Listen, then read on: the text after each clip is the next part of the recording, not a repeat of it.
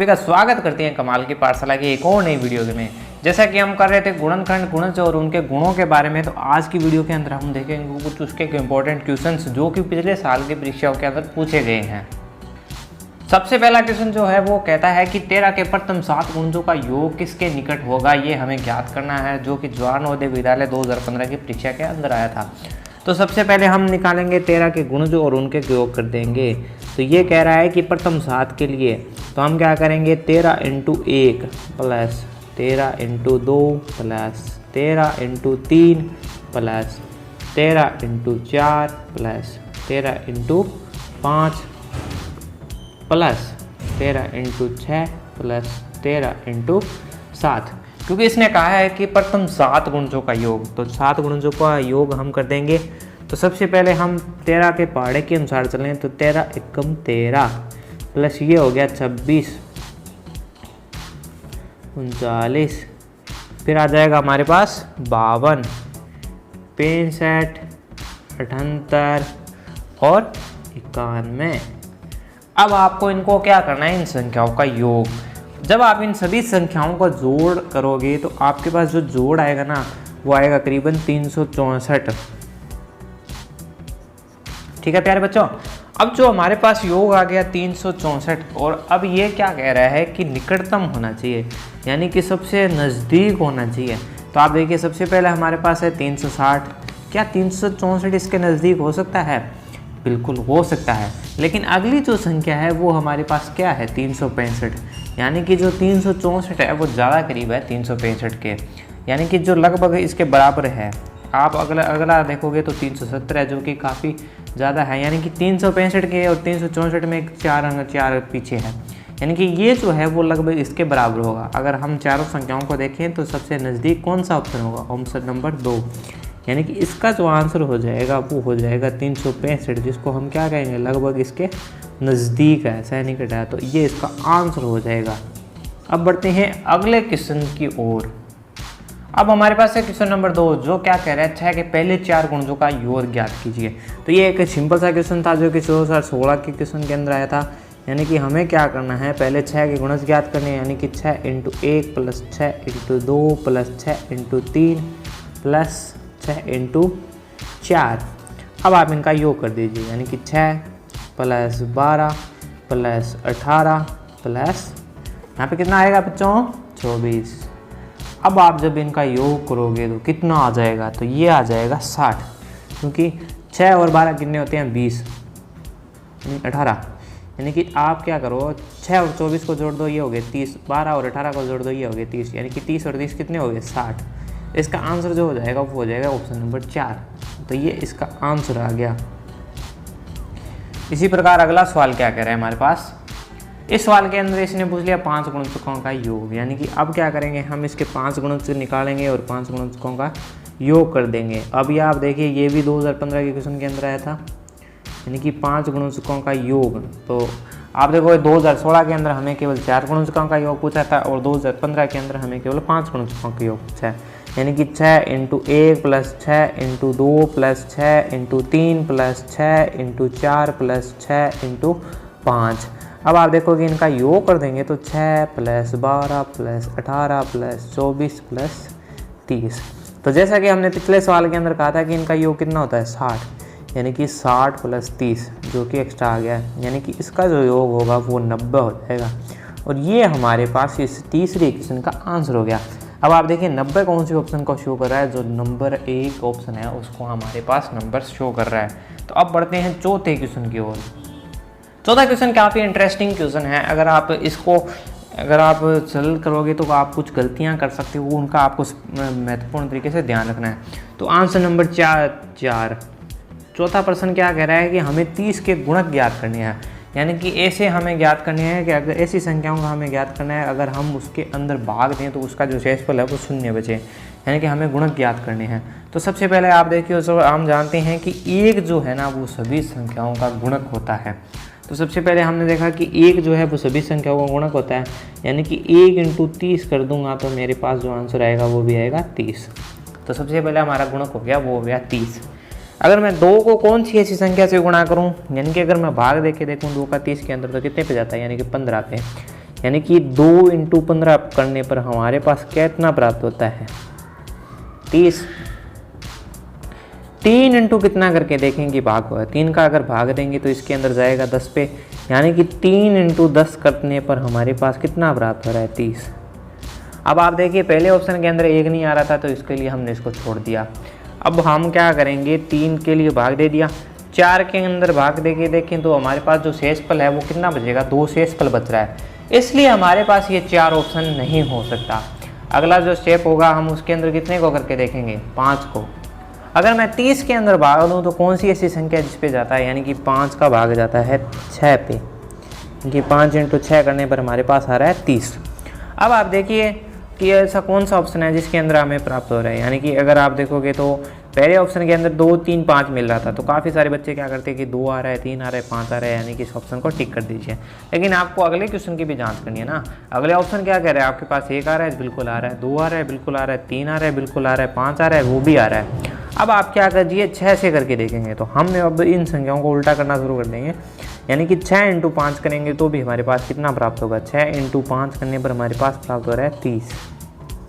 अब आप इस संख्या को उल्टा कर दीजिए, क्योंकि अगर 7 पे आप देखोगे तो 3 शेषफल बच रहा है, 8 पे आप देखोगे तो भी शेषफल बचेगा, 9 पे आप करोगे तो भी शेषफल बचेगा, यानी कि अब इसका उल्टा कर देंगे 10 × 3 जो कि आ गया 30।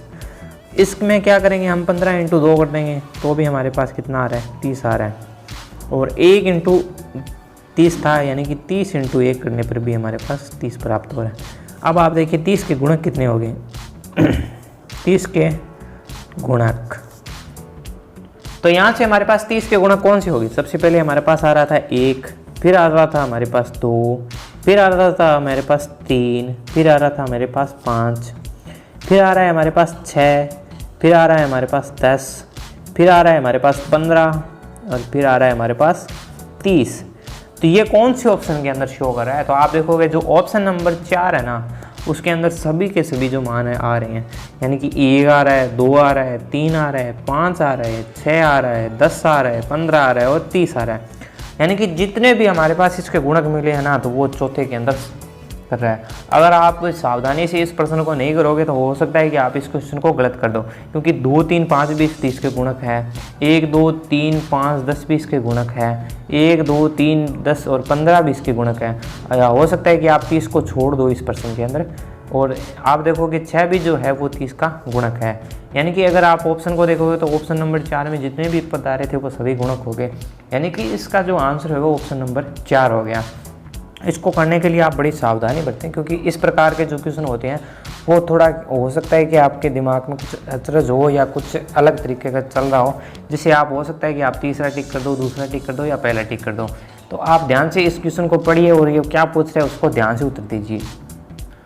अब देखिए आपके पास सामने है 500 क्वेश्चन, जो क्या कह रहा है 12 तथा 15 के सर्वनिष्ठ गुणनखंड ज्ञात करनी है, जो कि जवाहर नवोदय विद्यालय 2010 की परीक्षा के अंदर पूछा गया था सवाल। यह प्रश्न कह रहा है कि आपको ऐसे गुणनखंड बताने हैं जो कि 12 के अंदर भी होने चाहिए और 15 के भी होने चाहिए। सबसे पहले हम क्या करेंगे, ऐसी संख्याओं का चुनाव करेंगे जो हमारे पास गुणनखंड कर रही है। सबसे पहले हम 12 के लिए देखें तो कौन कौन सी संख्या ज्ञात हो रही है, तो अगर हम 12 का गुणनखंड करके देखें तो क्या हो रहा है हमारे पास, सबसे पहले हमारे पास 2 पे जा रहा है यानी कि 6 बचेगा, फिर से अगर किया तो 2 पे गया यानी कि 3 बचा, फिर से हमने किया तो 3 पे गया यानी कि 1 बचा, यानी कि 12 के लिए जो हमारे पास गुणनखंड हो रहे हैं, तो हमने पता था कि 1 जो होता है सभी संख्याओं के लिए गुणनखंड होता है, यानी कि इसके लिए गुणनखंड हो गया 1 × 2 × 2 × 3। अब हम 15 के लिए इसी प्रकार करके देखें तो किस प्रकार से जा रहा, 2 पे नहीं जा रहा, ये 3 पे जाएगा यानी कि 3 × 5 = 15, फिर ये जाएगा 5 पे, फिर हमारे पास आ गया 1, यानी कि 15 पे करके देखें तो 1 × 3 × 5। अब हमें क्या ज्ञात करनी है, इसके सर्वनिष्ठ गुणनखंड ज्ञात करने हैं। तो सबसे पहले आप देखोगे 12 के लिए तो 1 जो ऐसी संख्या है वो सभी दोनों में प्राप्त हो रही है, यानी कि 1 जो ऐसी संख्या है जो हमें पास दोनों में प्राप्त हो रही है। इसके बाद में हमने देखा 2, तो 2 हमारे पास नीचे की संख्या के अंदर मौजूद नहीं है। फिर हमने देखा कि ये 2 है, 2 नहीं है। फिर हमने देखा 3 है, जो 3 हमें प्राप्त हो रहा है। और इसके बाद में जो 5 है वो हमारे पास ऊपर वाली संख्या में नहीं है, यानी कि 12 तथा 15 के लिए हमारे पास जो सर्वनिष्ठ गुणनखंड है, यानी कि 12 और 15 के लिए जो है हमारे पास सर्वनिष्ठ जो गुणनखंड प्राप्त होगा वो होगा हमारे पास 1 और 3। तो 1 और 3 एक ऐसी संख्या होगी जो हमारे पास 12 और 15 के लिए सुरक्षित गुणनखंड को बना देगी, यानी कि ऑप्शन नंबर जो 4 है हमारे पास जो इसका आंसर हो जाएगा। क्वेश्चन नंबर 6 एक मज़ेदार क्वेश्चन है। तो वो सबसे पहले कह रहा है कि हमारे पास एक संख्या ऐसी ज्ञात करनी है जिसके अंदर ये गुण निम्न गुण होने चाहिए। तो सबसे पहले यह कह रहा है कि ऐसी संख्या आपको ज्ञात करनी है जो 50 से क्या होनी चाहिए, कम। तो सबसे पहले इसकी जो शर्त है वो 50 से कम हो। दूसरी शर्त है वो है 7 का गुणज हो। और तीसरी इसकी शर्त है जिसके 3 गुणनखंड होने चाहिए, यानी कि एक और स्वयं के अलावा उसके 3 गुणन होने खंड चाहिए, यानी कि ऐसी इसने शर्तें पूछी है। तो सबसे पहले हम ऑप्शन के अंदर जाएं, सीधा ही अगर हम ऑप्शन के अंदर जाएं तो सबसे पहले आप देखिए जो ऑप्शन नंबर 4 है उसके अंदर 70 हो गया, यानी कि आप बात कर रहे हैं कि यह 50 से क्या होनी चाहिए, कम होनी चाहिए। तो हम इसमें ऐसी संख्या का चुनाव करेंगे जो 50 से कम है, लेकिन जो 70 जो है ना वो 50 से क्या है, अधिक है, यानी कि ऑप्शन नंबर इसका 4 नहीं हो सकता। अब देखेंगे इसके 7 के गुणज कौन से हैं। तो 7 के जो गुणज है ना उनमें क्या आ रहा है, एक 14 क्या इसका 7 का गुणज है, तो है 42 भी इसका 7 का गुणज है और 49 भी इसका 7 का गुणज है। अब इसके लिए हम इसकी जांच करेंगे। तो अब ये कह रहे हैं कि जो गुणनखंड क्या हो सकते हैं। 14 के लिए अगर गुणनखंड की बात करूं तो वो हमारे पास हो सकते हैं 7, यानी कि अगर हमें ऐसी संख्या से भाग दें कि शेषफल हमारे पास 0 बचे तो वो केवल एक ही संख्या है, वो है 7। यानी कि आप एक और स्वयं को छोड़ दीजिए, इसके बाद में 7 ऐसी संख्या होगी जिससे हम अगर 14 के अंदर भाग देते हैं तो शेषफल हमारे पास 0 बचता है। इसके बाद में हमने देखा कि 42 के अंदर कौन कौन सी संख्याओं को भाग दे सकते हैं। तो 42 एक समसंख्या है, यानी कि 2 का इसके अंदर भाग दे सकते हैं। दूसरी ये है कि इसके अंदर 3 का भाग दे के देख सकते हैं, तो आप देखोगे 3 का भी भाग जाता है। अगर आप इन दोनों को जोड़ेंगे तो 6 का अंदर 3 भी भाग दे तो जाता है, यानी कि 3 का भी भाग जाता है। इसके बाद में ये 7 का गुणज है तो 7 के अंदर भी भाग जाएगा। इसके बाद में हम 49 को कर लेते हैं। तो 49 के अंदर कौन कौन सी संख्याओं का भाग जाता है। सबसे पहले हमने देखा 2 के अंदर नहीं जाएगा, 3 के अंदर भी नहीं जाएगा इसका, यानी कि इसका जाता है केवल 7 के अंदर। यानी कि जो 42 है ना वो ऐसा 3 गुणनखंड वाली संख्या है जिसके अंदर जो है वो 50 से कम भी है 42। दूसरी शर्त इसकी है 7 का गुणज होना चाहिए, 7 का गुणज भी है। आप देखोगे ये से एक 7 का गुणज भी प्राप्त होता है हमारे पास। तीसरी जो शर्त है वो कहता है इसके 3 गुणनखंड प्राप्त होने चाहिए। तो आप देखोगे 2, 3 और 7, यानी कि इसके 3 गुणनखंड प्राप्त हो रहे हैं। एक और स्वयं के अलावा एक गुणनखंड है, यानी कि इसका जो ऑप्शन होगा वो हो जाएगा 42, यानी कि ऑप्शन नंबर इसका जो 2 होगा वो इसका आंसर हो जाएगा, यानी कि छठे क्वेश्चन का हो जाएगा option number 2 answer. Question number 7 कह रहा है निम्न में से 316 का कौन सा गुणनखंड नहीं है, हमें ये ज्ञात करना है। तो सबसे पहले आप देखोगे 316 के लिए कौन कौन से गुणनखंड हो सकते हैं। तो एक जो है वो एक सर्वश्रेष्ठ गुणनखंड होता है जो प्रत्येक संख्या के लिए लागू होता है। अब आप देखिए, आप देखोगे क्वेश्चन नंबर आंसर नंबर 7। तो अगर मैं 8 से सबसे पहले हम देखेंगे 1 से तो हो गया 158 को अगर मैं 2 से गुणा करके देखूं तो क्या प्राप्त होता है, यानी कि 158 को अगर मैं 2 से गुणा करूंगा तो क्या प्राप्त हो रहा है। तो आप देखोगे इससे हमारे पास प्राप्त हो रहा है 316, यानी कि 8 जो अंतिम अक्षर है उसको देख लेते हैं हम, कौन सी ऐसी संख्या से गुणा कर सकते हैं जिससे ये प्राप्त हो, तो 2, यानी कि 316। तो ये एक इसका गुणनखंड है, यानी कि अगर आप 316 के 158 में भाग दोगे, आप 316 के अंदर हम देंगे भाग जो 158 का, तो हमारे पास जो शेषफल होगा वो 0 पड़ेगा। तो ये हो सकता है इसका गुणनखंड। जो है अगला ऑप्शन है वो है 79। अगर 9 है अंतिम का तो हम क्या कौन सी संख्या से इसको मल्टीप्लाई करेंगे, अंतिम अक्षर 6 है, तो ये हमारे पास ऑप्शन होता है 4 36, यानी कि 4 से इसको जब मल्टीप्लाई करेंगे तो आप देखिए इसको 4 से मैंने मल्टीप्लाई किया, यानी कि 9 चौक 36, अंचल बची 3 और 7 चौक 28 और 3 31, यानी कि 316।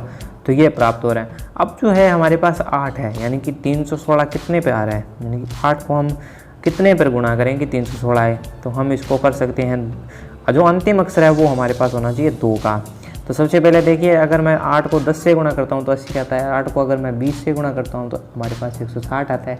अगर मैं इसको 3 से गुणा करता हूँ 360, ठीक है। अगर मैं इसको करता हूँ 8 को 8 इंटू मैं करके देखता हूँ 42। अब आप 8 इंटू 42 करके देखिए तो हमारे पास क्या हो रहा है, 8 8 16 1 8 चौक 32 और 1 33, यानी कि ये ज़्यादा जा रहा है।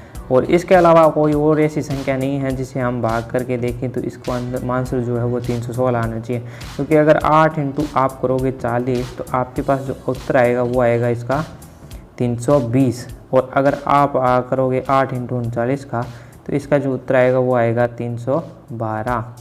तो ऐसे में जो हमारे पास जो होता है कि ये है कि ऑप्शन नंबर जो 4 है वो इसका गुणनखंड नहीं है। यानी कि 8 चौक 32, 8 को अगर 40 से गुणा करेंगे तो 320 आएगा और 8 को अगर 39 से गुणा करेंगे तो 312 आएगा। और हमें पूछा गया है कि 316 का जो है कौन सा गुणनखंड नहीं है, तो वो ऑप्शन हो जाएगा 8, यानी कि ऑप्शन नंबर 4 8।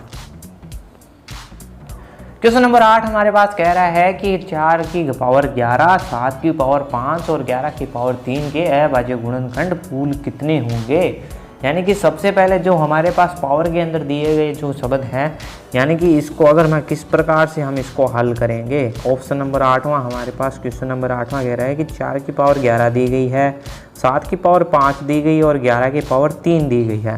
तो सबसे पहले ये कह रहा है कि इनको अभाज्य गुणनखंड कितने होंगे। तो सबसे पहले हम इनको अभाज्य गुणनखंडों के रूप में बदलेंगे। तो अभाज्य गुणनखंड ऐसे गुणनखंड होते हैं जिनमें एक और स्वयं संख्या के अलावा एक कोई अन्य संख्या का भाग नहीं जाता, यानी कि अगर भाग दें तो शेषफल नहीं बचता। तो सबसे पहले हम देखेंगे 4 के अंदर, तो 4 के अंदर 1 का हज़ार है, 2 का हज़ार है और 4 का हज़ार है, यानी कि एक ये अभाज्य संख्या नहीं है, इसको अभाज्य गुणनखंडों के रूप में बदलेंगे। दूसरी है 7, तो 7 के अंदर 1 और 7 का जाता है, यानी कि एक अभाज्य गुणनखंड है। और 11 की बात करें तो वो भी एक अभाज्य गुणनखंड है। ठीक है, तो अब हमें बदलना है 4 को, तो 4 को हम बदल सकते हैं 2 × 2 के अंदर। और आप देखोगे 2 है उसमें 1 और 2 का भाग जाता है, तो यानी कि ये क्या है, एक अभाज्य गुणनखंड है। तो सबसे पहले हम क्या करेंगे, इसके लिए हम उन्हें 2 को बदल दिया, यानी कि 2 × 2 की पावर 11, यानी कि दोनों की पावर कितनी हो जाएगी 11 11। और इसको हो गई 7 की पावर 5 और 11 की पावर 3, यानी कि ये जो है वो बदल गया किस में, यानी कि 2 की पावर 11 गुणा 2 की पावर 11 गुणा 7 की पावर 5 गुणा 11 की पावर 3। अब ये कह रहा है कुल कितने गुणनखंड हो सकते हैं, यानी कि अगर हम इनकी घातों को जोड़ दें तो हमारे पास जो कुल गुणनखंड होंगे वो प्राप्त हो जाएंगे, यानी कि 11 + 11 + 5 + 3। अब आप इन संख्याओं को जोड़ दीजिए, यानी कि 3 5 8 9 10, यानी कि अंतिम आ गया 0 और अंश बच गई 1 1 2 और 1 और 3, यानी कि ये हो गया आंसर नंबर 30।